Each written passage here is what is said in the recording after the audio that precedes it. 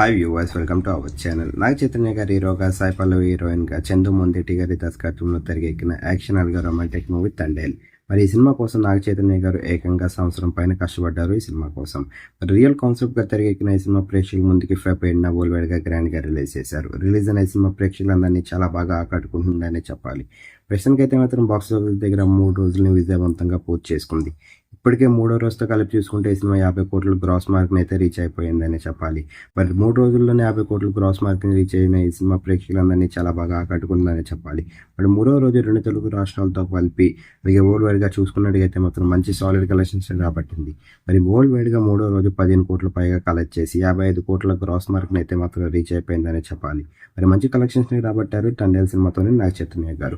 మరి ఈ సినిమా కనుక మీరు చూసినట్లయితే సినిమా ఎలాగుంది, నాగ చైతన్య గారికి అలాగే సాయి పల్లవి గారికి ఎలాంటి విజయాన్ని ఇచ్చిందని మీరు అనుకుంటున్నారు? కింద కనిపిస్తున్న కామెంట్ బాక్స్లో కామెంట్ చేయండి. ఈ వీడియో కనుక మీకు నచ్చినట్లయితే లైక్ చేయండి, షేర్ చేయండి. మరిన్ని ఇంట్రెస్టింగ్ అప్డేట్స్ కోసం చూస్తున్నానండి అవర్ ఛానల్.